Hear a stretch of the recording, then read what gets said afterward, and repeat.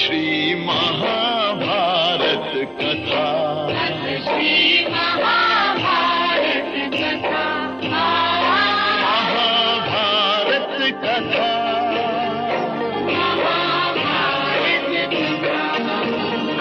कथा है पुरुषार्थ की, ये स्वार्थ की, परमार्थ की, सारथी जिसके बने श्री कृष्ण भारत पाथ की। शब्द दिग्घोषित हुआ जब सत्य सार्थक सर्वथा। शब्द दिग्घोषित हुआ।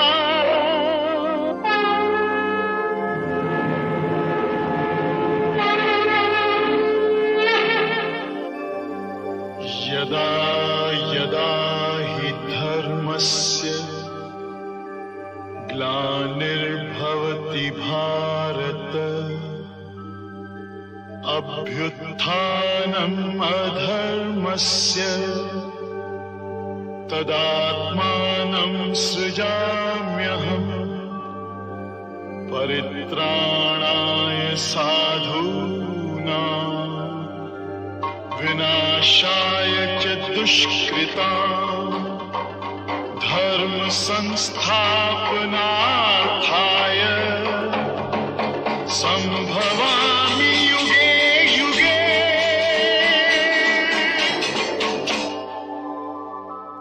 The illustrious Sesha amongst them, of great renown, leaving his mother, practiced hard penances, living upon air and rigidly observing his vows. He practiced these ascetic devotions, repairing to Gandhamadana, Vajri, Gokarna, the woods of Pushkara, and the foot of Himavat. And the grandsire of all Brahma saw that ascetic with knotted hair, clad in rags, and his flesh, skin, and sinews dried up owing to the hard penances he was practicing. And Sesha replied, "My uterine brothers are all of wicked hearts. I do not desire to live amongst them." Yadi Andasaum Anazanda. He practiced these ascetic devotions, repairing to Gandhamadana, Vajri Gokarna, the woods of Pushkara, and the foot of Himavat. And the grandsire of all Brahma saw that ascetic with knotted hair, clad in rags, and his flesh, skin, and sinews dried up owing to the hard penances he was practicing. Let this be sanctioned by thee. Like enemies, they are always jealous of one another. I am, therefore, engaged in ascetic devotions. I will not see them even. Unto Sesha, who had said so, the grandsire said, "O Sesha, I know the behavior of all thy brothers and their great danger owing to their offense against their mother. Let thy heart be more and more firmly set on virtue." Then Sesha replied, "O divine grandsire, this is the boon desired by me, viz. May my heart always delight in virtue and in blessed ascetic penances, O Lord of all." Brahman said, "O Sesha, I am exceedingly gratified with this thy self-denial and love of peace. But, at my command, let this act be done by thee for the good of my creatures. Bear thou, O Sesha, properly and well this earth so unsteady with her mountains and forests, her seas and towns and retreats, so that she may be steady. In Mo." Sesha said, "O divine Lord of all creatures, O bestower of boons, O Lord of the earth, Lord of every created thing, Lord of the universe, I will, even as thou sayest, hold the earth steady. Therefore, O Lord of all creatures, place her on my head." Near. Brahman said, "O best of snakes, go underneath the earth. She will herself give thee a crevice to pass through. And, O Sesha, by holding the earth, thou shalt certainly do what is prized by me very greatly." No, Nund. Brahman said, "O Sesha, O best of snakes, thou art the god Dharma, because alone with thy huge body thou supportest the earth with everything on her, even as I myself, or Valavit, Indra, can. Ayashi. So. The snake, Sesha, the Lord Ananta, of great prowess, lives underneath the earth, alone supporting the world at the command of Brahman. That best of snakes, viz. Vasuki, hearing the curse of his mother, reflected how to render it abortive. He held a consultation with all his brothers, Airavata, and others, intent upon doing what they deemed best for themselves. And Vasuki said, "O ye sinless ones, the object of this curse is known to you. It behoveth us to strive to neutralize it." Yoin, Yao, Unskoi, thus addressed all the offspring of Kadru, assembled together, and, wise in councils, submitted their opinions to one another. One party of the serpents said, "We should assume the guise of superior brahmanas and beseech Janamajaya, saying, 'This, intended, sacrifice of yours ought not to take place.'" Signs. We should assume the guise of superior brahmanas and beseech Janamajaya, saying, "This, intended, sacrifice of yours ought not to take place." Other snakes, thinking themselves wise, said, "We should all become his favorite counselors. He will then certainly ask for our advice in all projects." Mihe, Doma. Or let one of the snakes, approaching, bite the person who, intending the monarch's good and well acquainted with the rites of the snake sacrifice, may be appointed as the sacrificial priest, so that he will die. We will also bite all those who, acquainted with the rites of the snake sacrifice, may be appointed ritwiks of the sacrifice, and by that means attain our object. Nya! Other snakes, more virtuous and kind, said, "Oh, this counsel of yours is evil. It is not meet to kill brahmanas."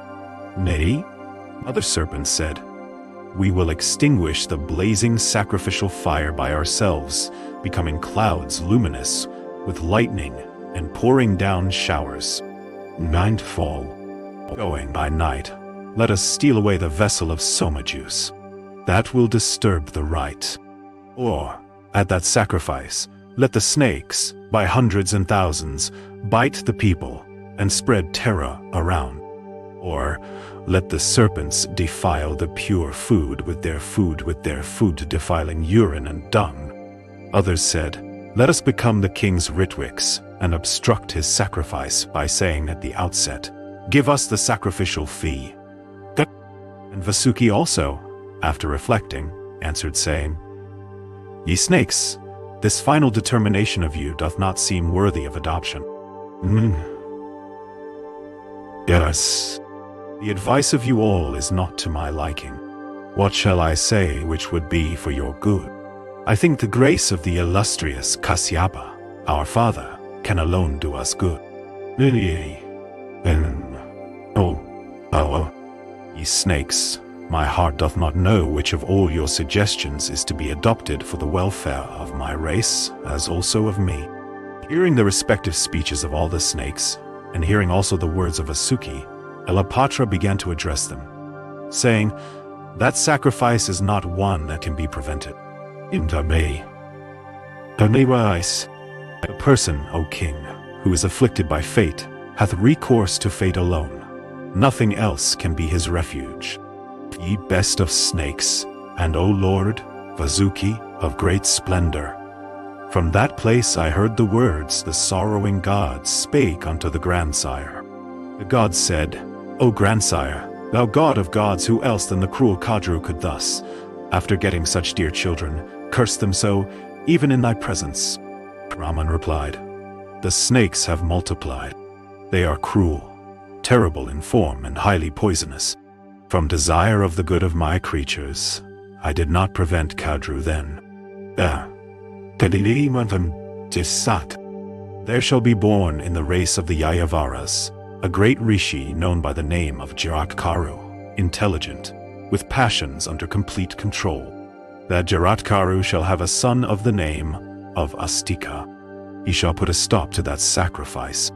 Brahman replied, "The snakes have multiplied. They are cruel, terrible in form, and highly poisonous. From desire of the good of my creatures, I did not prevent Kadru then. Inandhor.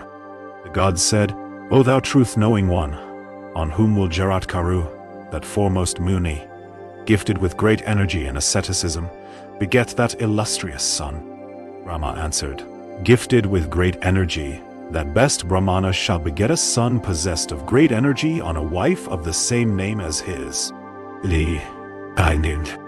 Vasuki, the king of the snakes, hath a sister of the name of Jaratkaru. The son, of whom I speak, shall be born of her, and he shall liberate the snakes. No. Elapatra continued.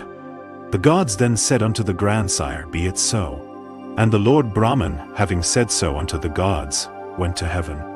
O Vasuki, I see before me that sister of thine known by the name of Jaratkaru. For relieving us from fear, give her as alms unto him, i.e. the Rishi, Jaratkaru, of excellent vows, who shall roam a-begging for a bride. And directly the work was over, the king of the snakes presented himself before the grandsire. And the gods and the Asuras, assembling together, churned the abode of Varuna. And he took great delight in rearing her. And directly the work was over, the king of the snakes presented himself before the grandsire. Brahman replied, O ye immortals, I have thought in my mind of what ye have said. Let the king of the snakes do that which hath been communicated to him before by Elapatra. Yea. Then the king of the snakes, Vasuki, afflicted with the curse of his mother, hearing these words of the grandsire, and intending to bestow his sister of the Rishi Jaratkaru, commanded all the serpents, a large numbers of whom were ever attentive to their duties, to watch the Rishi Jaratkaru. The weal of our race depends upon it. Jara is said to mean waste, and Karu implies huge. This Rishi's body had been huge, and he gradually reduced it by severe ascetic penances. Saunaka then said, I have heard all that thou hast before recited. I desire to know how Astika was born. But days went on, yet that wise Muni of rigid vows, deeply engaged in ascetic devotions, did not seek for a wife. That high-souled Rishi, engaged in studies and deeply devoted to asceticism, his vital seed under full control, fearlessly wandered over the whole earth and had no wish for a wife.